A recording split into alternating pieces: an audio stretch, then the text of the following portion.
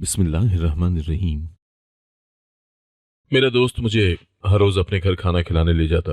उसकी बीवी बहुत पर्देदार थी, लेकिन मेरा दोस्त उसे हर रोज मारता। एक रोज मुझे उस बेचारी पर तरस आया। मैं दोस्त की गैर मौजूदगी में उसके घर चला गया। अचानक उसने मुझे अपने घर देखकर अपनी बीवी को तलाक देकर घर से निकाल दिया। उसकी इद्दत पूरी होते ही मैं उससे निकाह करके अपने साथ ले आया। 2 दिन उसने मुझे छूने नहीं दिया और न अपना चेहरा दिखाया। एक रोज मैं काम से जल्दी आ गया और अचानक घर के अंदर दाखिल हुआ। बीवी का चेहरा देखकर अपना मुंह नोचने को दिल किया और मेरा दोस्त कह कही मारता मेरे घर से निकल गया। मगर मेरी बीवी कोई और नहीं बल्कि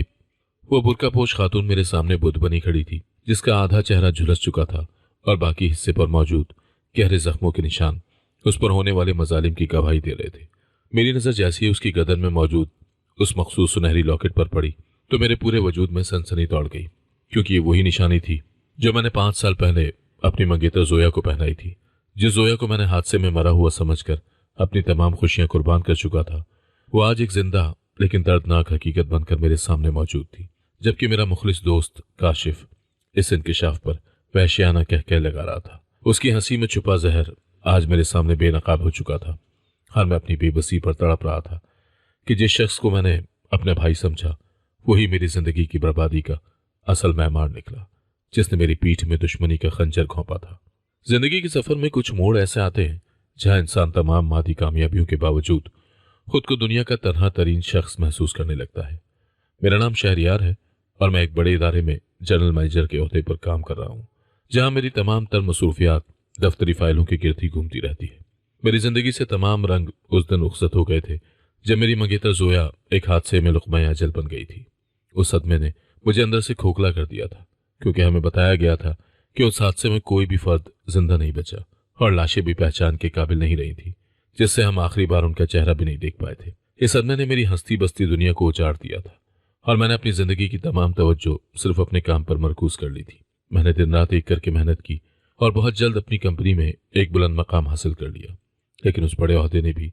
मेरे दिल के उन गहरे जख्मों को कभी नहीं भरा था जो जोया की जुदाई ने मुझे दिए थे। काशिफ उसी कंपनी में मेरा एक पुराना साथी था जो मुझसे तजुर्बे में सीनियर था, लेकिन इंतजामिया ने मुझे तरक्की देकर उसका बॉस मुकर्रर कर दिया था। काशिफ ने कभी भी इस फैसले पर किसी नाराजगी का इजहार नहीं किया था, बल्कि वो हमेशा एक मुखलिस दोस्त की तरह मेरे साथ पेश आता था और मेरी हर मुश्किल में मेरा साथ देता था। वो मेरी तन्हाई से वाकिफ था और उसे पता था कि जोया की यादें मुझे अक्सर उदास कर देती हैं, इसीलिए वो हमदर्दी के तौर पर मुझे अक्सर अपने घर खाने की दावत देता रहता था ताकि मेरा दिल बहल सके। मुझे उसकी बेलौस दोस्ती पर कामिल यकीन था, क्योंकि वो मेरी जिंदगी के हर उतार चढ़ाव में एक साए की तरह मेरे साथ रहा था। उसने मुझे बताया था कि उसकी बीवी एक इंतहाई पर्देदार खातून है जो गैर मर्दों के सामने आना पसंद नहीं करती, और मैं इस बात का दिली तौर पर बहुत एहतराम करता था। काशिफ का इसरार इस कदर शदीद होता था कि मैं उसे कभी भी इनकार नहीं कर पाता था, और यूं आहिस्ता आहिस्ता मेरा हर रोज उसके घर डिनर पर जाना एक बाकायदा मामूल बन गया था। हम रोजाना शाम को उसके घर के ड्राइंग रूम में बैठकर काफी देर तक दफ्तर के मामलात पर गुफ्तगू करते रहते थे, जबकि वो खाना तैयार होने के बाद खुद ही उसे मेज पर सजाने के लिए बार बार अंदरूनी कमरों में जाता था।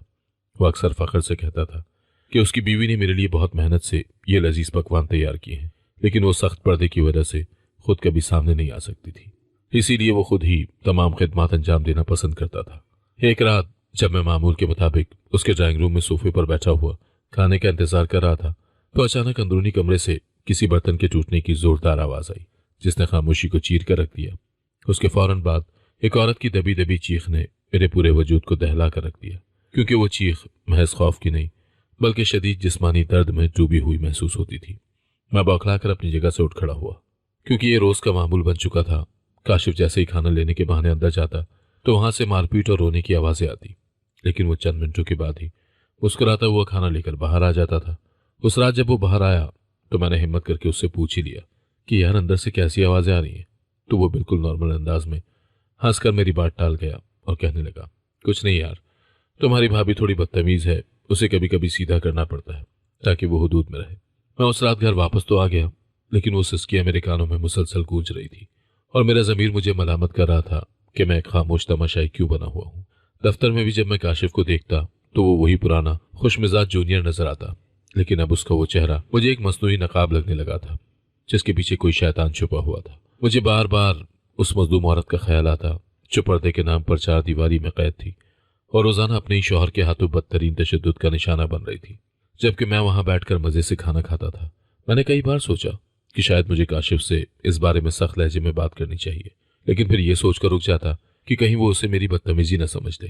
وقت گزرنے کے ساتھ ساتھ میرے دل میں اس پردے دار خاتون کے لیے ہمدردی کے جذبات بڑھتے جا رہے تھے، اور مجھے لگنے لگا تھا کہ اس گھر میں خوشیاں نہیں بلکہ صرف ماتم اور آنسو بسے ہوئے ہیں جنہیں دنیا سے چھپایا جا رہا ہے۔ کاشف کا رویہ میرے ساتھ پہلے جیسا ہی مخلصانہ رہا، لیکن اس کی آنکھوں میں اب مجھے وہ چمک نظر آتی تھی جو کسی بے بس انسان کو تکلیف دے کر حاصل ہونے والی تسکین کی علامت ہوتی ہے۔ اس روز دفتر سے واپسی پر میرا دل بہت بوجھل تھا، اور میں نے سوچ لیا تھا کہ اب میں مزید خاموش نہیں رہ سکتا، کیونکہ انسانی ہمدردی مجھے پکار رہی تھی۔ مجھے اس انجانی عورت کی بے بسی بے چین کر رہی تھی، اور میں نے پختہ ارادہ کر لیا تھا کہ آج میں کاشف سے اس کی بیوی پر ہونے والے تشدد کے بارے میں کھل کر بات کروں گا، چاہے نتیجہ کچھ بھی نکلے۔ میں اس کے گھر پہنچا تو وہ ہمیشہ کی طرح ڈرائنگ روم میں میرا انتظار کر رہا تھا، لیکن آج میرے چہرے پر وہ پرانی مسکراہٹ نہیں تھی بلکہ ایک سنجیدگی طاری تھی۔ ہم دونوں کافی دیر خاموشی سے بیٹھے رہے، اور پھر وہ حسب معمول کھانا لانے کے لیے اٹھ کر اندر کے کمروں کی طرف چلا گیا، جہاں سے پھر وہی چیخوں کا آغاز ہوا۔ میں اب مزید برداشت نہیں کر سکتا تھا، اور میں نے تہیہ کر لیا کہ میں آج اس پردے کے پیچھے چھپی حقیقت کو دیکھ کر ہی رہوں گا، چاہے اس کے لیے مجھے کوئی بھی قدم اٹھانا پڑے۔ کاشف جب واپس آیا تو اس کے چہرے پر وہی مکروہ اطمینان تھا جو مجھے اب زہر لگنے لگا تھا۔ میں نے نوالا توڑنے کے بجائے اس کی آنکھوں میں آنکھیں ڈال کر اپنی بیزاری کا اظہار کر دیا، جس سے وہ تھوڑا سا بوکھلا گیا، لیکن پھر سنبھل کر اپنی گفتگو جاری رکھی۔ میرے ذہن میں اب ایک ہی منصوبہ چل رہا تھا کہ کسی طرح اس معصوم عورت کو اس جہنم سے نجات دلائی جائے اور اسے دوبارہ ایک معزز زندگی دی جائے جس کا وہ حق رکھتی تھی۔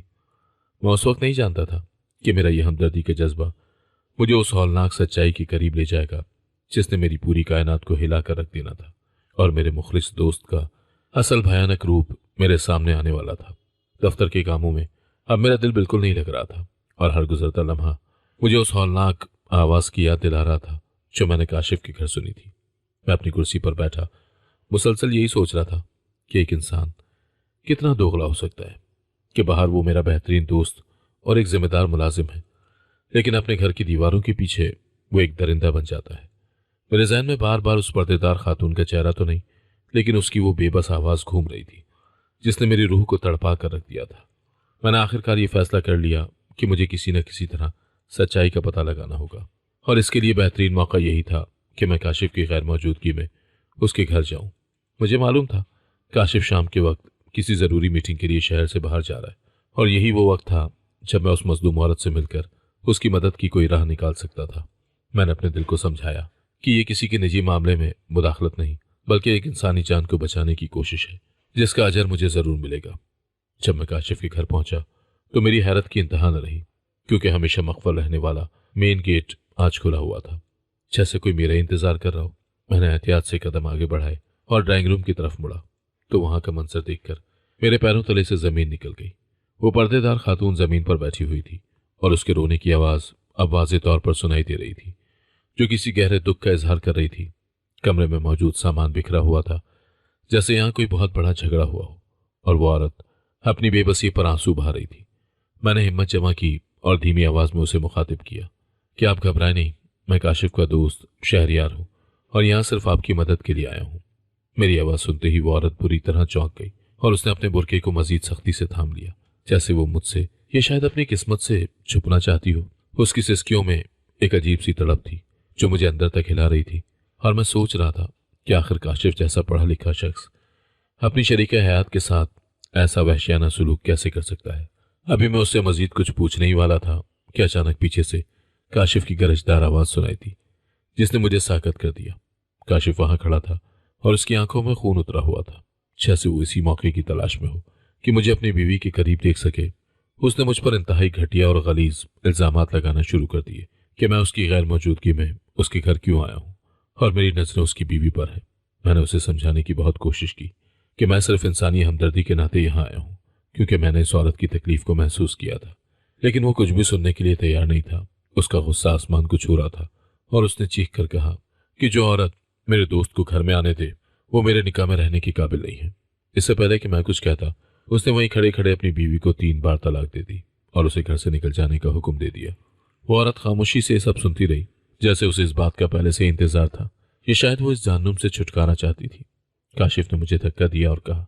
کہ اب یہ تمہارے لیے حلال ہو چکی ہے، اسے جہاں مرضی لے جاؤ، اور آج کے بعد مجھے اپنی شکل مت دکھانا۔ میں سکتے کی حالت میں کھڑا تھا کہ میری ایک چھوٹی سی غلطی نے کسی کا بسا بسایا گھر اجاڑ دیا تھا، لیکن دوسری طرف مجھے اس عورت کی آزادی پر تھوڑا سا سکون بھی محسوس ہو رہا تھا۔ وہ عورت اب بھی زمین پر بیٹھی کانپ رہی تھی، اور میں نے محسوس کیا کہ اب میری ذمہ داری پہلے سے کہیں زیادہ بڑھ گئی ہے، کیونکہ وہ میری وجہ سے سڑک پر آ گئی تھی۔ میں نے اسے تسلی دی اور کہا، آپ پریشان نہ ہوں، میں آپ کو تنہا نہیں چھوڑوں گا، آپ کے رہنے کا کوئی محفوظ انتظام کروں گا۔ رات کو اس پہر جب دنیا سو رہی تھی، میں ایک ایسی عورت کو لے کر اپنے ساتھ نکل پڑا تھا جس کا چہرہ میں نے کبھی نہیں دیکھا تھا، لیکن اس کی تقدیر اب میرے ہاتھوں میں تھی۔ ہم دونوں خاموشی سے گاڑی کی طرف بڑھے، اور میں سوچ رہا تھا کہ زندگی ہمیں کس امتحان میں ڈالنے والی ہے، اور اس پردے کے پیچھے چھپا ہوا اصل سچ کب میرے سامنے آئے گا۔ گاڑی چلاتے ہوئے میرا ذہن بری طرح الجھا ہوا تھا، اور پچھتاوے کی لہریں میرے دل کو چیر رہی تھی۔ میرے برابر والی سیٹ پر وہ برقع پوش خاتون خاموش بیٹھی تھی، جس کی پوری زندگی میرے ایک جذباتی فیصلے کی وجہ سے بدل چکی تھی۔ میں بار بار سوچ رہا تھا کہ کاشف نے اتنی آسانی سے اسے طلاق کیوں دے دی، جیسے وہ اسی لمحے کا انتظار کر رہا ہو اور اس کے دل میں کوئی رحم باقی نہ ہو۔ میں نے اسے تسلی دینے کی کوشش کی کہ آپ خود کو اکیلا نہ سمجھے، میں آپ کا مجرم ہوں اور میں ہی آپ کی حفاظت کا ذمہ دار ہوں، لیکن اس نے کوئی جواب نہیں دیا۔ وہ کچھ نہ بولی، بس اس کی دبی دبی سسکیوں سے گاڑی کے اندر کی فضا بوجھل ہو رہی تھی، اور مجھے اپنے آپ سے شدید نفرت محسوس ہونے لگی تھی۔ میں نے اسے شہر کے ایک معتبر لیڈیز ہاسٹل پہنچایا تھا، اور وارڈن کو اپنی مکمل شناخت بتا کر تمام اخراجات کی پیشگی ادائیگی کر دی تاکہ اسے وہاں رہنے میں کوئی دقت نہ ہو۔ میں نے اسے یقین دلایا کہ یہاں وہ مکمل محفوظ ہے اور اسے کسی قسم کی کوئی تکلیف نہیں ہوگی، چاہے حالات کچھ بھی ہوں، اور میں اس کا خیال رکھوں گا۔ اس رات جب میں اپنے گھر واپس آیا تو بستر پر لیٹتے ہی مجھے اپنی منگیتر زویا کی یاد ستانے لگی، اور میں سوچنے لگا کہ کاش زویا میرے ساتھ ہوتی تو شاید آج میں اس اجنبی عورت کی بہتر مدد کر سکتا۔ مجھے کاشف کی نفرت بھری آواز بار بار سنائی دے رہی تھی، اور میرا دل اس کے دکھ میں ڈوبا جا رہا تھا، کیونکہ اس کی بربادی کی پہلی وجہ میں خود تھا۔ عدت کے 3 مہینے میری زندگی کے مشکل ترین مہینے تھے، کیونکہ اس دوران میں ایک عجیب سی اخلاقی کشمکش کا شکار رہا، اور مجھے اپنی نیندیں اڑتی ہوئی محسوس ہوئیں۔ میں ہر مہینے باقاعدگی سے ہاسٹل کے وارڈن کے پاس جاتا اور اس خاتون کے لیے ضرورت کا تمام سامان اور نقدی جمع کروا دیتا، لیکن میں نے کبھی بھی اس سے براہ راست ملنے کی کوشش نہیں کی، کیونکہ مجھے اس سے نظریں ملانے کی ہمت ہی نہیں تھی۔ میرا ضمیر مجھے مسلسل ملامت کرتا تھا کہ میری وجہ سے ایک عورت کا گھر اجڑا ہے، اور اب وہ معاشرے کی تلخ نظروں کا سامنا کرنے پر مجبور ہے، جس کا کوئی سہارا نہیں بچا اور نہ ہی کوئی ٹھکانہ رہا۔ میں نے کاشف سے رابطہ کرنے کی کئی بار کوشش کی تاکہ اسے اس کے فیصلے پر شرمندہ کر سکوں، لیکن اس نے میرا نمبر بلاک کر دیا تھا، اور وہ کہیں غائب ہو چکا تھا جس کا کسی کو علم نہیں تھا۔ یہ صورتحال میرے لیے مزید پریشان کن تھی، کیونکہ اب وہ عورت مکمل طور پر بے سہارا تھی، اور اس کا اس دنیا میں میرے سوا کوئی سہارا نظر نہیں آتا تھا۔ میں نے کئی بار وارڈن سے اس کی خیریت پوچھی تو اس نے بتایا وہ خاتون دن بھر تسبیح پڑھتی رہتی ہے اور کسی سے بات نہیں کرتی، بلکہ سارا دن کمرے میں بند رہتی ہے۔ اس کی خاموشی مجھے مزید خوفزدہ کر رہی تھی، جیسے وہ کسی بہت بڑے صدمے کی لپیٹ میں ہو، اور اسے اپنی زندگی سے اب کوئی بھی امید باقی نہ رہی ہو، اور وہ موت کی دعا مانگ رہی ہو۔ وقت گزرتا گیا اور عدت ختم ہونے کے قریب آ گئی، تو میرے دل میں ایک خیال آیا کہ کیوں نہ میں اس مظلوم عورت کو اپنے نکاح میں لے لوں تاکہ اسے معاشرے کی بری نظروں سے بچایا جا سکے۔ مجھے بخوبی معلوم تھا کہ یہ معاشرہ ایک طلاق یافتہ عورت کو کبھی چین سے جینے نہیں دے گا، اور خاص طور پر جب اس کی طلاق کی وجہ میں بنا ہوں تو میرا فرض اور بھی بڑھ جاتا ہے کہ میں اسے تحفظ دوں۔ میں نے اپنے ضمیر کے سامنے خود کو پیش کیا اور فیصلہ کیا کہ میں زویا کی جگہ کسی کو نہیں دے سکتا، لیکن اس عورت کو ایک باعزت نام فراہم کرنا میرا سب سے بڑا انسانی فرض ہے۔ میں نے وارڈن کے ذریعے اسے نکاح کا پیغام بھجوایا کہ میں یہ سب صرف ہمدردی اور اپنے گناہ کے کفارے کے طور پر کرنا چاہتا ہوں تاکہ اسے عزت مل سکے۔ مجھے امید نہیں تھی کہ وہ اتنی جلدی مان جائے گی، لیکن چند روز کے بعد وارڈن نے مجھے یہ خوشخبری سنائی کہ وہ اس رشتے کے لیے تیار ہے، بشرطیہ کہ میں اس کے پردے کا ہمیشہ احترام برقرار رکھوں اور زبردستی نہ کروں۔ اس کی رضامندی نے میرے کندھوں سے ایک بہت بڑا بوجھ اتار دیا تھا، اور میں نے فوری طور پر انتہائی سادگی سے نکاح کی تیاری شروع کر دی، کیونکہ اب وہ میرے گھر کی زینت بننے والی تھی۔ میں جانتا تھا یہ شادی محبت کی بنیاد پر نہیں بلکہ ایک پچھتاوے کے گرد گھوم رہی ہے، لیکن مجھے سکون تھا کہ میں کسی کی اجڑی ہوئی زندگی کو سنوارنے کے قابل ہو گیا ہوں، اور میں اس کے لیے بہترین ساتھی ثابت ہوں گا۔ ہمارا نکاح انتہائی سادگی کے ساتھ ایک سرکاری دفتر میں انجام پایا، جہاں چند اجنبی گواہوں کی موجودگی میں ہم دونوں نے زندگی بھر کا ساتھ نبھانے کا ایک سنگین عہد کیا۔ اور میں نے اس کے تمام حقوق کی ذمہ داری اپنے سر لے لی۔ وہ اس وقت بھی مکمل طور پر سیاہ برقعے میں ملبوس تھی اور اس نے اپنے ہاتھوں پر دستانے چڑھا رکھے تھے، جیسے وہ خود کو اس بے مروت دنیا کی بری نظر سے ہمیشہ کے لیے چھپانے کا پختہ ارادہ کر چکی ہو۔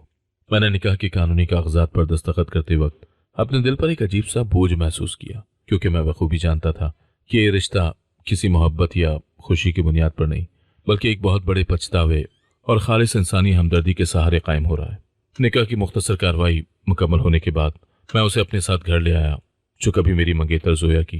سنہری یادوں کا مسکن تھا، لیکن اب وہاں ایک ایسی اجنبی عورت قدم رکھ رہی تھی جس کی پہچان میرے لیے ایک گہرا معمہ بنی ہوئی تھی۔ وہ میرے پیچھے پیچھے نہایت دھیمے قدموں سے چلتی ہوئی گھر کے اندر داخل ہوئی تو اس کے قدموں کی چاپ میں ایک خاص قسم کا خوف اور ہچکچاہٹ نمایاں تھی، جو مجھے بار بار یہ احساس دلا رہی تھی کہ اس نے اپنی ماضی کی زندگی میں کتنے ہولناک دکھ جھیلے ہیں۔ میں نے اسے اس کا کمرہ دکھایا اور اس کا مختصر سا سامان وہاں ایک طرف رکھ دیا، جبکہ وہ خاموشی سے ایک کونے میں کھڑی رہی، جیسے اسے ابھی تک اپنی اس اچانک آزادی کا یقین نہ آ رہا ہو اور وہ کسی نئے حملے کی توقع کر رہی ہو۔ میں نے اسے مخاطب کر کے بہت ہی نرم اور تسلی بخش لہجے میں کہا، آپ کو اب مجھ سے یا کسی اور انسان سے ڈرنے کی ذرا برابر ضرورت نہیں ہے، کیونکہ یہ آج سے آپ کا اپنا گھر ہے اور یہاں آپ کی مرضی کے بغیر کوئی داخل نہیں ہو سکتا۔ میں نے اسے یہ بات بالکل واضح طور پر بتا دی کہ میں اسے تب تک ہاتھ نہیں لگاؤں گا اور نہ ہی کبھی اس کا چہرہ دکھانے کی ضد کروں گا جب تک وہ خود ذہنی طور پر اس رشتے کو قبول کرنے اور مجھ پر بھروسہ کرنے کے لیے تیار نہ ہو جائے۔ میرا واحد مقصد صرف اسے ایک محفوظ چھت اور ایک باعزت نام فراہم کرنا تھا، تاکہ معاشرے کے بے رحم لوگ اسے کاشف کے دیے ہوئے زخموں پر مزید نمک نہ چھڑک سکیں اور وہ سکون کے چند سانس لے سکے۔ میری ان ہمدردانہ باتوں پر اس نے کوئی زبانی جواب تو نہ دیا، لیکن اس نے آہستہ سے اپنا سر جھکا لیا، جو شاید اس کی طرف سے شکریہ کا ایک خاموش اظہار تھا۔ اس نے اپنی نظریں ایک لمحے کے لیے بھی فرش سے نہیں اٹھائیں۔ اس نے دھیرے سے اپنے کمرے کا دروازہ اندر سے بند کر لیا اور میں باہر خالی راہداری میں کھڑا کافی دیر تک یہ سوچتا رہا کہ زندگی نے مجھے کس کٹھن امتحان میں ڈال دیا ہے کہ میں اپنی ہی منقوہ کے لیے ایک اجنبی بن کر رہ رہا ہوں۔ میرے دل کی کسی گوشے میں زویا کی محبت اب بھی اپنی پوری شدت کے ساتھ موجود تھی، لیکن اس مظلوم عورت کے لیے پیدا ہونے والا احترام اب مجھے ایک ایسی نئی سمت میں لے جا رہا تھا جہاں ذاتی جذبات سے زیادہ فرض کی اہمیت تھی۔ شادی کے پہلے 2 دن اسی پراسرار خاموشی میں گزر گئے کہ نہ تو اس نے اپنے کمرے سے باہر قدم رکھا اور نہ ہی میں نے اس کی نجی زندگی یا اس کی پرائیویسی میں کسی قسم کا خلل ڈالنے کی کوشش کی، کیونکہ میں اسے اس کے گہرے زخموں کو بھرنے کے لیے بھرپور وقت دینا چاہتا تھا۔ میں روزانہ صبح سویرے بیدار ہو کر خود اپنے ہاتھوں سے ناشتہ تیار کرتا اور کھانے کی ٹرے اس کے کمرے کے باہر رکھ کر نہایت آہستگی سے دروازہ کھٹکھٹا دیتا تاکہ اسے یہ پتہ چل جائے کہ اس کا کھانا آ گیا ہے۔ میں جب شام کو تھکا ہارا دفتر سے واپس آتا تو دیکھتا کہ ٹرے باہر اسی جگہ پر واپس رکھی ہوئی ہے اور تمام برتن خالی ہیں، جس سے مجھے دلی طور پر یہ اطمینان ہوتا کہ وہ کم از کم اپنی جسمانی صحت کا مناسب خیال رکھ رہی ہے۔ گھر کی فضا میں ایک عجیب سی بوجھل اور پراسرار خاموشی طاری رہتی تھی اور مجھے اکثر یہ محسوس ہوتا تھا جیسے میں کسی ایک ایسی عمارت میں رہ رہا ہوں جہاں انسان تو موجود ہیں، لیکن انہیں بولنے یا اپنی موجودگی کا احساس دلانے کی اجازت نہیں ہے۔ میں نے اس تنہائی کے دوران کاشف کے بارے میں بھی بہت بار سوچا کہ اس نے کس طرح ایک جیتی جاگتی اور ہنستی بستی عورت کو ایک چلتی پھرتی لاش میں تبدیل کر دیا تھا، اور کس مکاری سے وہ مجھ سے اپنی پرانی دشمنی کا بدلہ لے رہا تھا۔ مجھے اپنی اس حالت پر تھوڑی بے چینی تو ہوتی تھی، لیکن میں نے یہ پختہ تہیہ کر لیا تھا کہ میں اس بے بس عورت کے اعتماد کو کبھی ٹھیس نہیں پہنچاؤں گا، چاہے اس کے لیے مجھے اپنی تمام عمر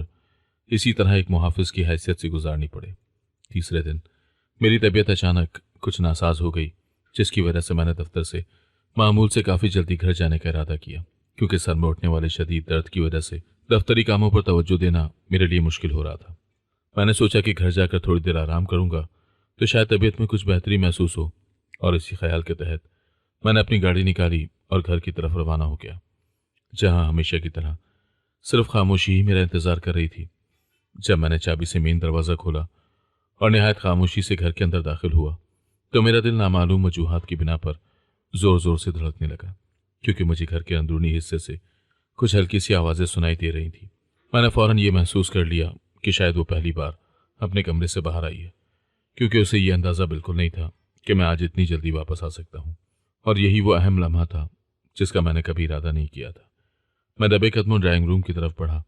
تو مجھے صوفے پر بیٹھی ایک عورت کا سایہ نظر آیا، جس نے اس وقت اپنے چہرے پر نقاب نہیں پہنا ہوا تھا۔ और वो गुमसुम दीवार की तरफ देख रही थी। मेरी सांस जैसे हलक में ही अटक कर रह गई, क्योंकि मैं उस हकीकत का अचानक सामना करने के लिए बिल्कुल भी तैयार नहीं था, जिसके बारे में मैंने पिछले कई माह से सिर्फ कयास आराइयां की थी। मैंने जैसे ही उसकी तरफ देखा तो सदमे की वजह से मेरे हाथ से ब्रीफकेस छूटकर जमीन पर गिर गया, और उसकी धमक ने पूरे घर में एक गूंज पैदा कर दी, जिससे वो औरत बुरी तरह चौंक गई। उसने फौरन मुड़कर मेरी तरफ देखा तो मेरे सामने वो मंजर था जिसने मेरे पैरों तले से जमीन निकाल दी, और मुझे अपनी आंखों पर यकीन नहीं आ रहा था कि ये सब हकीकत है। उसका चेहरा देखकर मेरे होश उड़ गए और मेरी आंखों के सामने अंधेरा छाने लगा, क्योंकि वो चेहरा किसी अजियतनाक हादसे की तस्वीर बना हुआ था। उसका आधा चेहरा बुरी तरह जला हुआ था और खाल इस तरह सुकड़ गई थी कि उसे देखकर रूह कांप उठी। लेकिन जिस चीज ने मेरे दिल की धड़कनों को रोक दिया वो उसकी गर्दन में चमकने वाला वो मखसूस सुनहरी लॉकेट था, जिसकी पहचान मेरे खून में बसी हुई थी। ये वही लॉकेट था जो मैंने 5 साल पहले अपनी मंगेतर जोया को पहनाया था। मैंने जोया को हर जगह तलाश किया और उसकी मौत की खबर पर यकीन करके अपनी जिंदगी के तमाम चिराग गुल कर दिए थे, लेकिन आज वो इस बदतरीन हालत में मेरे सामने मौजूद थी। मेरे जहन में एक शोर मच गया और मुझे ऐसा महसूस हुआ जैसे पूरी कायनात मुझ पर हंस रही हो, क्योंकि मैं जिस औरत पर तरस खा रहा था वो मेरी अपनी बिछड़ी हुई मोहब्बत जोया थी। मैंने कांपते हाथों से उसकी तरफ इशारा किया, लेकिन मेरे मुंह से कोई लफ्ज न निकल सका, और सिर्फ आंसुओं का एक लामतनाही सैलाब था जो मेरी आंखों से बह निकला। वो औरत भी मुझे देखकर फूट फूट कर रोने लगी, और उसने अपना जला हुआ चेहरा अपने दोनों हाथों में सख्ती से छुपा लिया, जैसे वो अब भी मुझसे अपनी बदसूरती को छुपाना चाहती हो। मैं भी इस सदमे से संभलने की कोशिश ही कर रहा था कि अचानक घर के मरकजी दरवाजे से काशिफ के बुलंद और वहशियाना कहकहे की आवाज गूंजी, जिसने मुझे एक खौफ में मुब्तला कर दिया। मैंने मुड़कर देखा था तो काशिफ वहां खड़ा फातिहाना अंदाज में मेरी तरफ देख रहा था, और उसकी आंखों में बरसों का जमा शुदा इंतकाम था। उसने तालियां बजाते हुए कहा, देखा शहरयार, तुमने अपनी किस्मत का खेल कि जिसे तुम मरा हुआ समझ कर रोते थे वो तुम्हारे ही सामने रहकर तुम्हारे ही घर के टुकड़ों पर पलती रही, और तुम उसे पहचान भी ना पाए। काशिफ ने बड़े फख्र से इंकशाफ किया कि उसे पहले दिन से ही मालूम था कि ये जोया है, और इसने हादसे के बाद दूर दराज के फलाही इदारे से तलाश किया था ताकि वो मुझसे अपनी पेशावराना महरूमियों का बदला ले सके। उसकी बातें किसी जहरीले खंजर की तरह मेरे सीने में पैवस्त हो रही थी, और मुझे अपनी उस दोस्ती पर मातम करने का दिल कर रहा था जिसका लिबादा ओढ़कर उसने मुझे जीते जी मार दिया था और मेरी जिंदगी तबाह कर दी थी। काशिफ ने कह लगाते हुए कहा, अब तुम इस बदसूरत चेहरे के साथ अपनी पूरी जिंदगी गुजारो और हर लम्हा इस तकलीफ को महसूस करो जो तुम्हारी कामयाबियों और तुम्हारे मनसब ने मुझे दी थी। वो अपनी आना की तस्कीन करके वहां से निकल गया, और उसके कहे मेरे कानों में काफी देर तक हथौड़ों की तरह गूंजते रहे, जबकि मैं अपने ही घर में एक लाश की तरह साकत खड़ा रह गया। जोया जमीन पर गिरी सिसकियां ले रही थी और मैं दीवानों की तरह उसके कदमों में बैठ गया, क्योंकि मुझे अपनी आंखों पर अब भी यकीन नहीं आ रहा था कि ये वही जोया है जिसे मैंने फूलों की तरह पाला था। मैंने उसके जले हुए हाथों को चूमा और उससे बार बार माफी मांगने लगा कि मैं उसे पहचान न सका, और उसे उस दरिंदे के पास छोड़कर रोजाना वहां खुशी खुशी खाना खाने जाता रहा। जोया ने रोते हुए बताया कि काशिफ ने उसे डरा धमका कर खामोश कर रखा था और उसे ये यकीन दिलाया था कि मैं उसे उसके जले हुए चेहरे के साथ कभी कबूल नहीं करूंगा, बल्कि उससे नफरत करने लगूंगा। उसने बताया कि काशिफ रोजाना उसे ये कहकर मारता था कि तुम्हारा हीरो बाहर बैठकर मजे कर रहा है और उसे तुम्हारी इन सिसकियों और उस तकलीफ की जरा बराबर परवाह नहीं है, क्योंकि वो अपनी दुनिया में मगन है। जोया की बातें सुनकर मेरा दिल खून के आंसू रो रहा था और मुझे अपनी इस काबिलियत पर और उस बड़े ओहदे पर शदीद नफरत होने लगी, जिसकी वजह से काशिफ ने मेरी मासूम मंगेतर को इतनी बड़ी और खौफनाक सजा दी थी। मैंने उसे अपने सीने से लगा लिया और वादा किया कि अब दुनिया की कोई भी ताकत उसे मुझसे जुदा नहीं कर सकती, चाहे उसका चेहरा कैसा भी हो और चाहे दुनिया उसे किसी भी नजर से देखे। हमारा कमरा अब एक ऐसी जगह बन गया था जहां बरसों की जुदाई और दुखों का खात्मा हो रहा था, लेकिन उन जख्मों के निशान अब भी बाकी थे जो काशिफ ने हमारे जिस्मों और रूहों पर गहरे लगाए थे। काशिफ के जाने के बाद घर में जो सन्नाटा छाया हुआ था वो किसी तूफान के बाद की खामोशी से कम नहीं था, बल्कि वो एक ऐसे कर्ब का था जो रूह को पिघला रहा था। मैं जोया के पास जमीन पर बैठ गया और उसका हाथ थाम लिया जो मुसलसल कांप रहा था, और उसके आंसू मेरे हाथों पर गिर रहे थे। उसने हिचकियां लेते हुए बताया कि उस हौलनाक हादसे में जब वो जख्मी हुई थी तो उसे लगा था कि सब खत्म हो गया है, लेकिन काशिफ ने उसे एक मसीहा बनकर बचाया था जिसका इल्म किसी को नहीं होने दिया गया, और वो उसे दूर दराज के एक घर में ले गया। जब उसे होश आया तो उसने जोया को यह कहकर डराया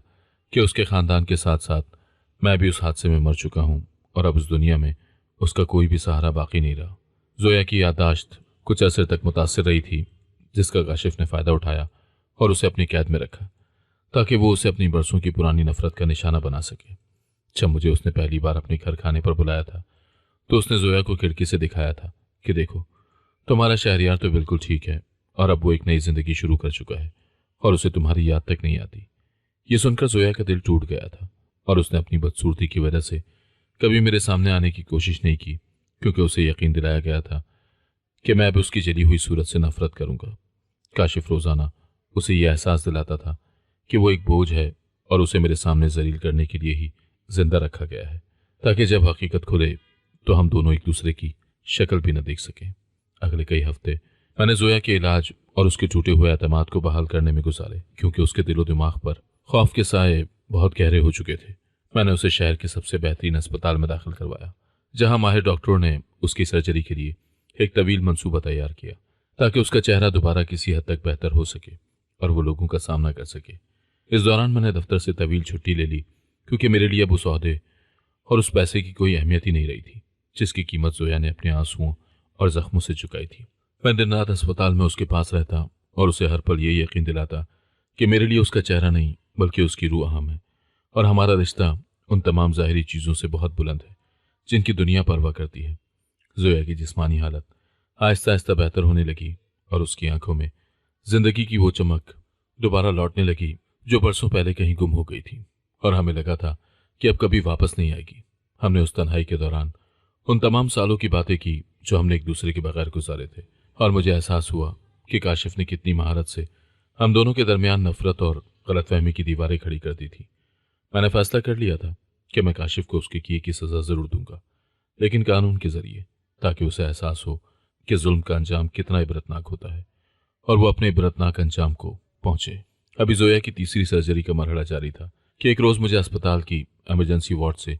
ایک ڈاکٹر کا فون آیا کہ وہاں ایک ایسا مریض لایا گیا ہے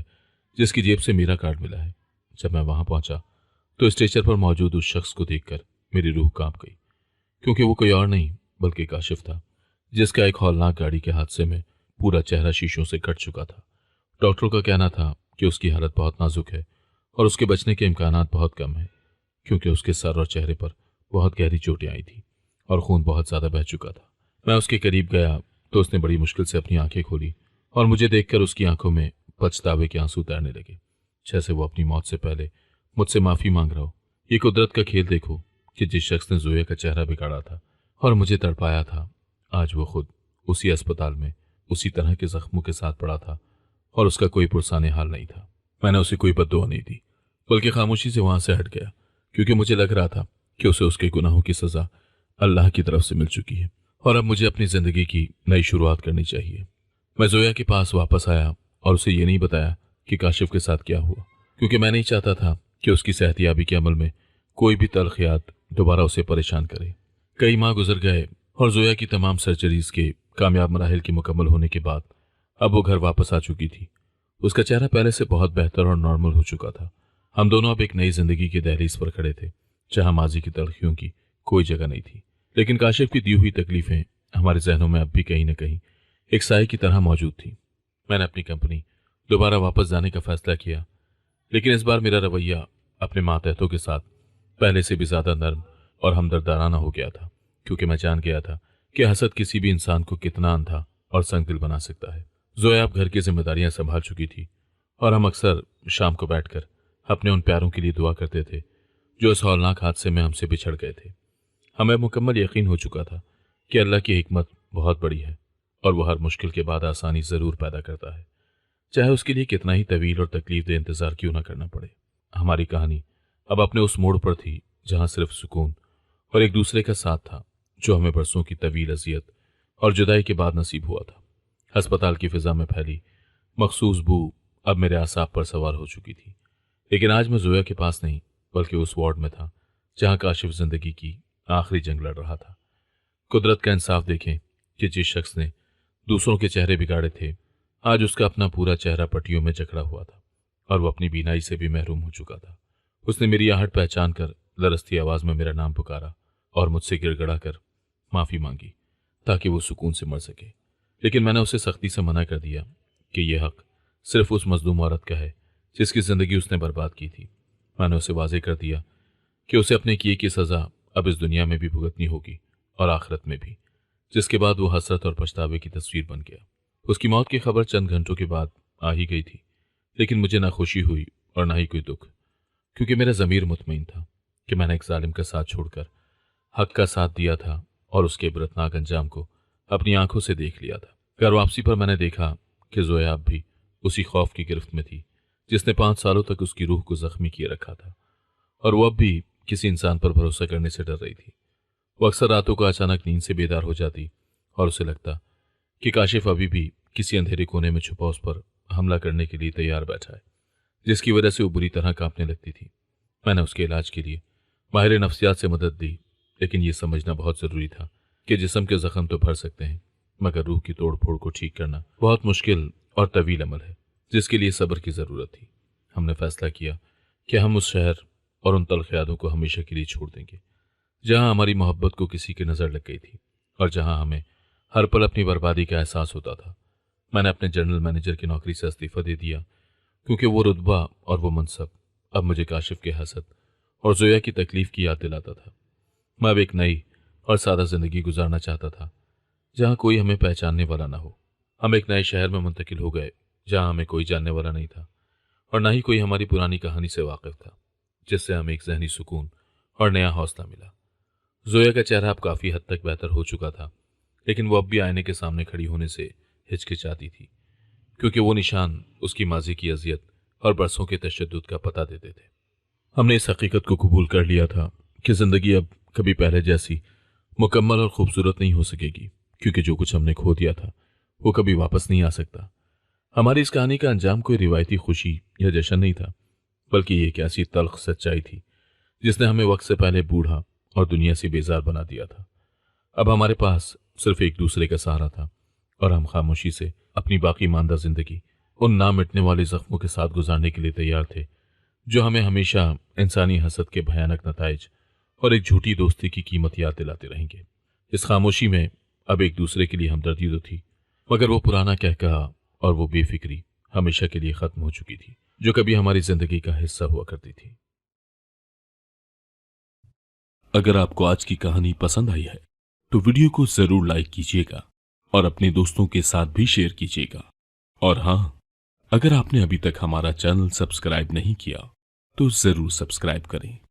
ملتے ہیں کل ایک نئی اور دلچسپ کہانی کے ساتھ۔ اللہ حافظ۔